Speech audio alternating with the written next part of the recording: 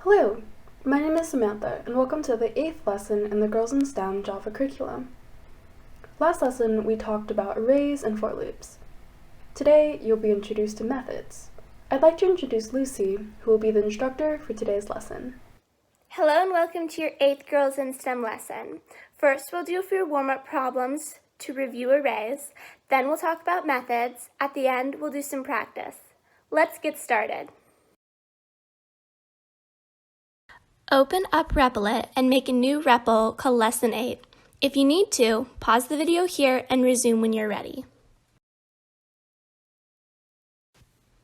Today, we have two warm-ups.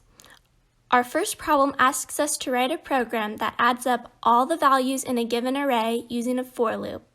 Then, we'll print the sum. The problem also gives us some sample inputs and outputs to guide us. Our second problem asks us to sum up the array again, but this time using a for each loop. If you want to review what a for each loop is, check out our practice 4 in our previous video, which can be found in the description below. You can pause the video here, work through the problems on your own, and resume the video once you have attempted or completed the problems.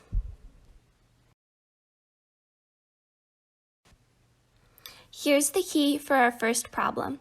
First, we'll create an array called myArray with the simple input given to us. Then, we'll create an int sum that will store the sum of the array and initialize it to 0. Then we'll set up a for loop that goes through each number in the array. We'll set the lower bound to 0 and the upper bound to the length of the array so that it'll use all of the values in the array. The body of the array adds the value of an int I to the sum. Finally, after the loop is run, we'll print out the sum. Here's the key for the second problem. Our first part of the code is the same. We create an array called myArray and an integer called sum. Then we set up a for each loop. For each int in the array, myArray will execute whatever is in the body of the code block. Note that the variable num holds the value of each index in myArray. In the previous exercise, our counter I represented the index of each array. Inside the for each loop, we add num to the sum. Finally, after the loop is run, we print out the sum of the array.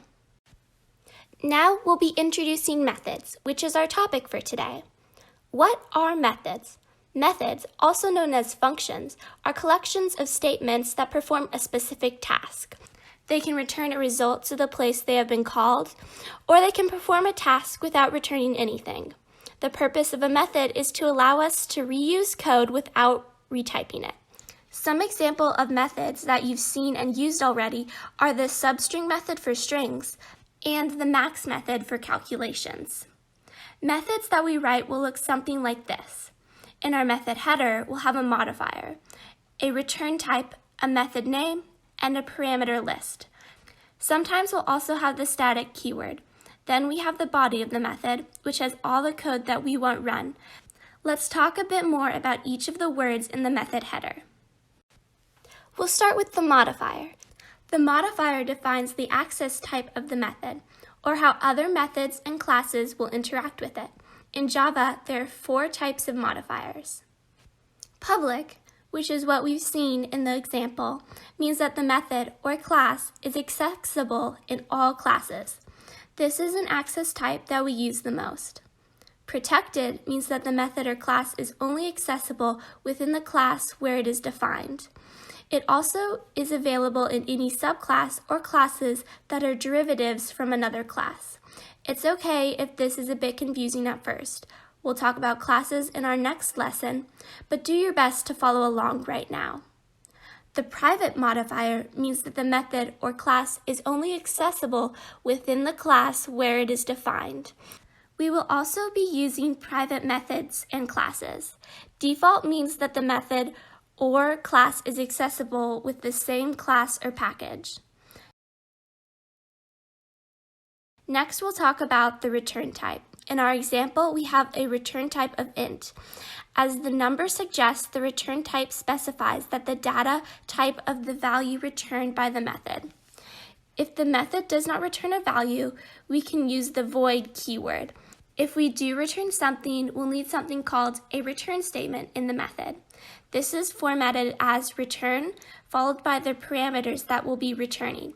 In our example, there are two return statements, return X and return Y.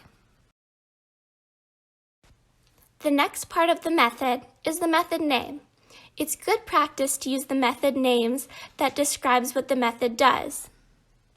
If we name a method something random, we might not remember what the method does when we look back at our code later. Method names are typically one of two types. It can be a single word verb in all lowercase letters, such as max, or compute, or it could be a multi-word name that begins with a lowercase letter and has a capital letter at the start of each word.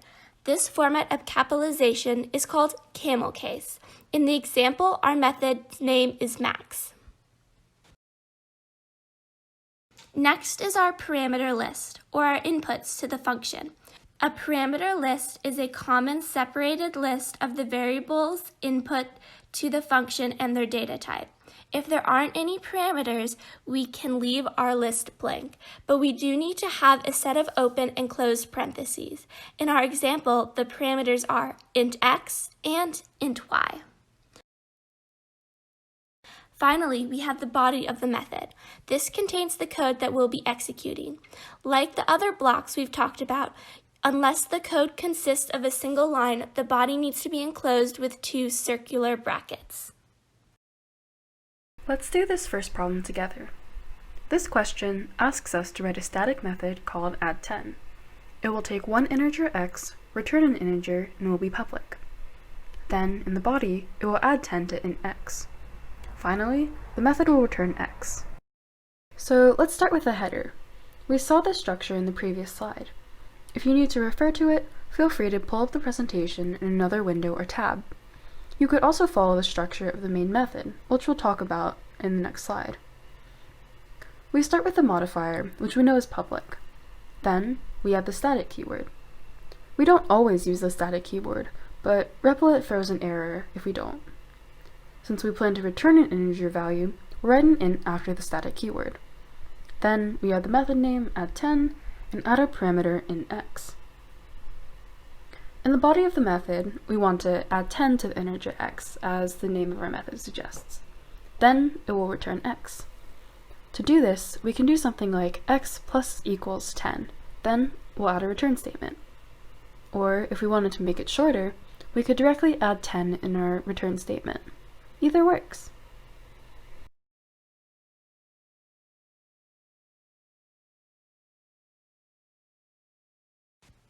Let's talk about the main method. The main method has been in all of our programs so far. In Java, we use it to tell the computer where to start executing code. Just like the method structure we talked about earlier, we start with the modifier. This is public since we want to make the main method accessible by other classes. The return type is void, which means that the method does not return a variable. This is why we don't need a return statement when you do something like hello world. Then we have the name of the method and arguments. The arguments for the main method show that it takes in a string called args. Args might be used if we were to run a program from the command prompt. In this case, we could pass the program some input without having to directly change the code. Here's our second and final practice question. This problem asks us to write a method called cutString. Given a string called word and an integer called x, return the substring of 1 to the number. If you can't perform the function of the given string, return invalid. Pause the video now and resume the video to go over the answer. Here's the key. First, let's build our method. Below the main method, we'll create a method called cutString. Since we need to return a substring, we'll make the return type string. As always in Replit, we need to make our method static for it to run. Our parameters will be a string called stir and an integer index. Remember to separate your parameters with commas. Inside cutString, we'll use an if statement to check if the inputted string stir is too short or too long of a length to use with this method. If the length of the string is less than or equal to the run, we won't be able to make a substring out of it. If the index is greater than or equal to the string length, we won't have a string to return. If either of those conditions are true, we'll return invalid. If not, then we'll return the specific portion of the string using the substring method. Hi, I'm Alexis. Thank you so much for watching and congrats on completing your 8th Girls in STEM lesson. If you have any questions, comments, or concerns, please feel free to reach out to us at our email ccagirlswhocode@gmail.com or comment down below. We really want to thank the following on the production team for all the hard work that went into this lesson. All of the slides and videos in this series are available on our website as well as the description below. I hope you'll join us again in our next lesson on classes.